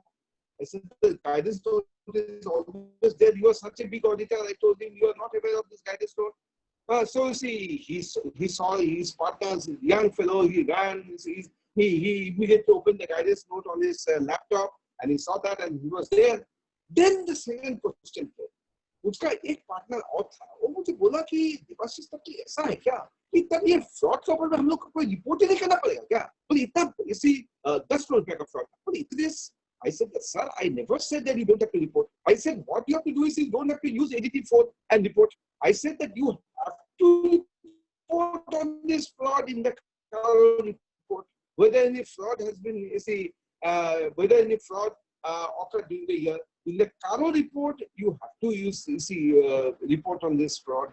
But you need not intimate the central government within 60 days using ADT4. That's what I told him. So those of us who are, listening to me and who are also, into hardcore audit, please note that fraud reporting has become very, very important. Very, very important. It's very, very important. It's because of that, those of us who have filled up this CAD form this time, you'll note that if you have done this forensic audit course of the institute, you are being given one extra point. This matter came to the institute when the CAD sought for the institute's opinion. The CAD said that we want to give extra point for two courses. One is the INDAS, one is the fraud forensic audit. He said, please go ahead and do it. And that's why there is a big demand now for this forensic audit course that is the institute is running. Those of us who have not done this, I would expect you to do it. But please note, fraud reporting has now become very, very important. Very, very important. So these are, some of the things that I wanted to tell you. One more standard, the last one before I finish off, is the 5 external confirmations. हम लोग क्या करते हैं? Data, trade receivables. हम लोग कोई confirmation लेते ही नहीं. Please note, times are changing. अभी जो स्थिति जो है, ये लोग बोल रहे हैं कि no, what confirmation did you take, or what procedures, alternate procedures that you followed to ensure that the data that are there on 31st March, that is, Did you see subsequent dates on which you got the receipt of the money? Did you check out those? Did you make those kind of tests? Did you do that? So please note, external confirmation, SA 505, as long as debtors are concerned, it is very important. आप उसमें ना don't नजरअंदाज मत कीजिएगा. Do make checks that you see, जो debtors may see who are there on 31st March 2020, whether I could recover those debts post 31st March 2020. The debtors which are there for more than 3 years, for which no provision for provision has been made, whether they are totally bad or not, have a look at that. Because external confirmations, SA 505 is going to be very, very important. So I have taken you through the inventory, I have taken you through going concern, I have taken you through auditors reporting, I have taken you through fraud, I have taken you through key audit matters, I have taken you through external confirmations. So by now, I hope if you feel that auditing standards are very interesting and are very useful to us in our day-to-day professional life, then this lecture or this AC address or this interaction that I have had with you for the past 40-45 minutes would have been very useful. With these words, I think it is already 6:50. We have tested your patience a lot. I thank the study cycle for having invited me to speak here. And if you have any questions, I'll be very, very happy to answer. So once again, my heartfelt thanks to the study cycle for having invited me to speak here. Vishnu, please.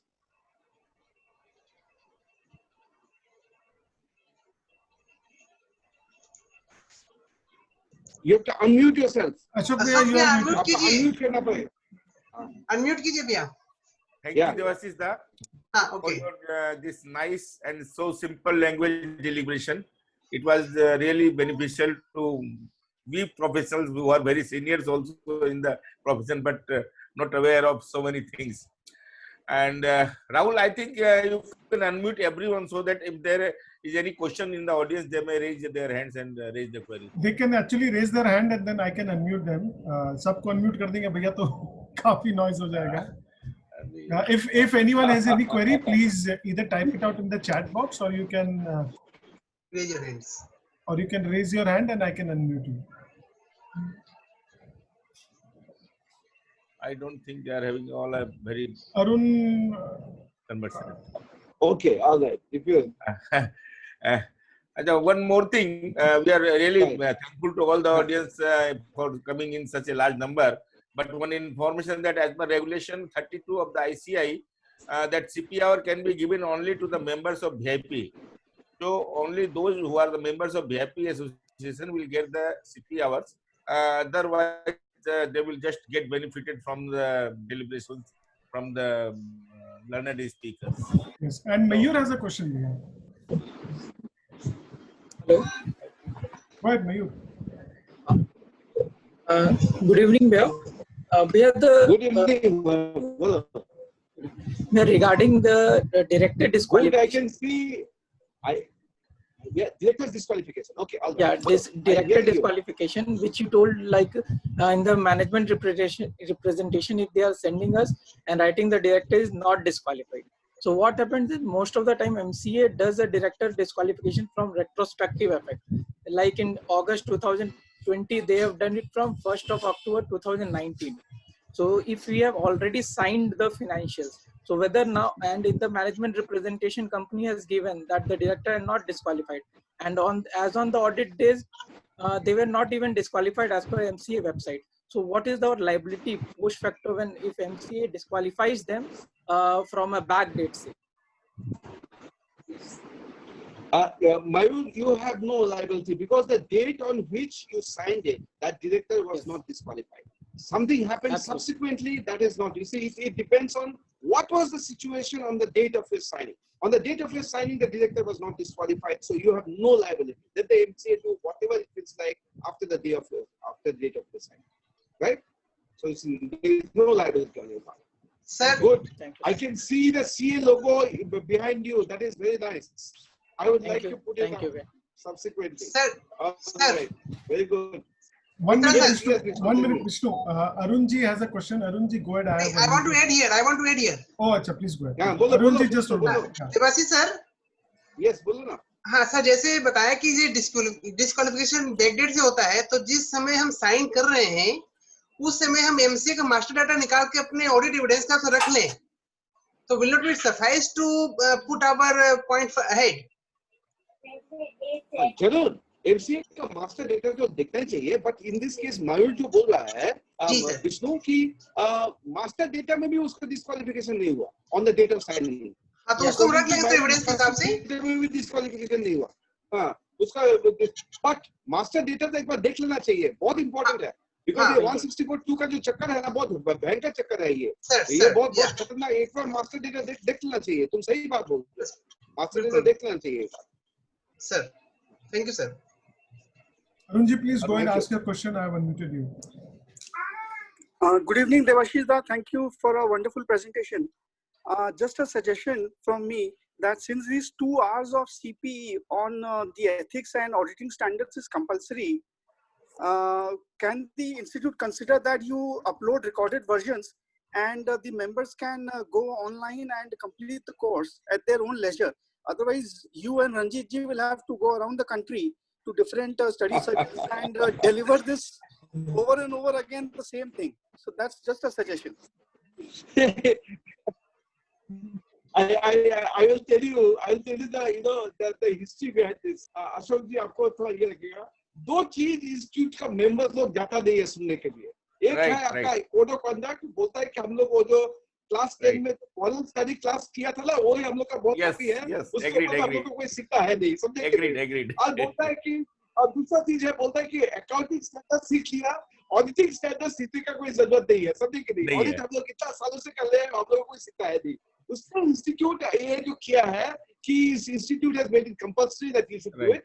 I am taking a note of whatever you are saying. Maybe the recorded lectures will put it up. Yes, you are right. We'll do that. Right, we'll do that. Okay. Kamal Bagrudia ji, I have unmuted you. Please go ahead. Yes. Debasish da kemon acho? Fine, Kamal. I hope you are fine. Hello, achi. একদম ভালো আছি। Club ট্রাবে যাচ্ছ নাকি? না এখন আমার अरे कमल भाई सर ये YouTube में है कमल जी, YouTube में हम बात कर रहे हैं। I want to ask you one question, Debasish da. Regarding that going concern. Yes. Actually, one of my client, he is one of the blue chip company basically, but one of the subsidiary is not basically a going concern. Why not going concern? The business in Kolkata, yes. The main holding company is one of the blue chip company of India. But as far as Kolkata subsidiary is concerned, that has been, you can say, they have basically winded up that business. But they are telling again and again that this is going to be revived again.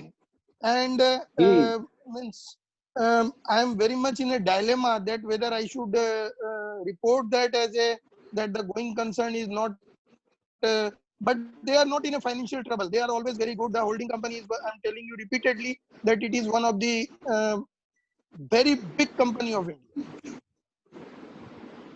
I am doing the audit of the subsidiaries. Okay. All right. So you see, you have doubt about the going concern status of the subsidiary. The holding company is very strong from whatever you are telling me, and you are also telling me that you are the auditor of the subsidiary. Now, once you are the auditor of the subsidiary and you have a going concern issue there, you know the first thing is this: you open SA 570, that is a going concern standard, which you must have already opened by now, and you will find that there are certain indicators that ye hone se isi going concern is in doubt. If you feel that any of these indicators are are applicable to the company which you are auditing, immediately it should strike you that you see you have a problem with going concern. Straight away, if I were you, I would seek a management representation regarding the status of going concern. What does it mean? Why it thinks that you see going concern is still there. Now, the management obviously will write, and from whatever you are saying, the management will say that we are a going concern and we are going to do well. Foreseeable future में हम लोग normal operation करेंगे. But Kamal, if you are still in doubt, I would like to say that, you see, in that case, you can qualify your report saying that there is a material uncertainty about, about the, you see, this going concern. So you can write that in your report. And please see that in the director's report, when the company prepares the director's report, then the director's report may company should write that the company is a going concern. If in the director's report the company writes it is not a going concern, and if you write and if you certify that it's a going concern, then there will be a problem. So if you see the director's report before you sign, as the time of signing, that what they're writing, so they should write that it's a going concern. And you see, in that case, if you are in doubt, you may qualify your report. That's what I would say. And once you qualify, the consultant CFS auditor will also do the same. He'll pick up your point and he will do the same. Frankly speaking, yes, as far as director report is concerned, I don't want to means reserve that. I have basically never asked that director report in the past year, because and now in this year when the COVID situation has come, I am definitely of the concern that it is no more a going concern, because the project they were thinking to revive in Kolkata, that is not going to come basically. So you may express your uncertainty, the fact that you are uncertain about this, you may express that in your auditor's report. You may not give an adverse report. I would suggest in that case, you may give a qualified report. Okay. Yeah. Okay. That's what Thank you. From the facts of your case. Okay. Thank you. Okay, Vishnu. Friends, Agarwal, now, I think, Vishnu, we should conclude. Please please conclude. Now I request CA Ranjit Agarwal to please give a formal vote of thanks. Good evening all. Good evening, Debasish sir. Sir, on behalf of VIP Chartered Accountant Association, it's my immense pleasure to give vote of thanks to you, sir. Sir, auditing standard is much more interested after your deliberation. Due to COVID, there are so many changes. Am I audible? Yes, you are audible. Due to COVID, there are so many changes in auditing standards. All the members should be much aware about changes, because after COVID, there are so much simplification, I think, in audit. So it's very useful to all the members, and I am sure the members who participate in this webinar, they must take benefit from today's session. So thanks to Debasish da for deliberating such a nice way, and I must thanks to all the participants in this webinar for attending this webinar and taking such a great success. And I also thanks to all the such a nice arranging of the seminar by the Vishnu, Mayur, and Rahul and Anil Achalia ji. And I also must thanks to our past president, Sri Ashok Agarwal ji, for conducting our session. Thanks to all. Over to the Ashok Agarwal ji. Debasish, before you conclude, in connection with the question of Kamal, one member has suggested, Ashok Katwarkar ji, that holding company certificate can be helpful in this case. Is it so? Holding company certificate can be helpful. Regarding that, we are planning to do this project or like that, any certificate to give. As a going, will it help to? Ashok ji, let me tell you. You see, what Kamal has said that he has a subsidiary company and the holding company is there. So yes, when he does that, he can also inquire from the holding company that what is the future of the subsidiary company. Because professional skepticism he has to use, because from what Kamal is telling me, he is in doubt about the going concern. That's, you see, again and again he's insisting. So if I would have been in doubt, I would have also talked to the holding company to satisfy myself about the going concern status. Yes, that is also possible. I would tend to agree with that.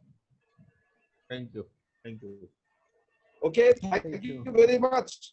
Abhishnu, 12 तारीख को विमल जैन जी का announcement कर दीजिए ना. क्या subject है तुम ही बोलो ना सब. जीएसटी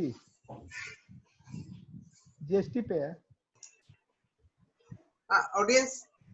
ऑडियंस नेक्स्ट प्रोग्राम 12 जून को है जीएसटी के ऊपर में. विमल जैन जी दिल्ली से और Sushil Goyal ji central council member. So you are requested to please join the next 2 CP hours on 12th June Friday evening 5 p.m. All are welcome for the advance for joining that session. Thank you. और कल के भोजन कल के बारे में बता दो. बताओ, तुम बताओ. कल कोविड के ऊपर में यूके के 2 डॉक्टर हैं, वो बताएंगे कोविड का मिथ एंड फैक्ट्स क्या है और what do and what don'ts and what is the life before Covid, during Covid and after Covid. So you are most welcome to join this session on the health issues, which is very important, and with the family also. Thank you.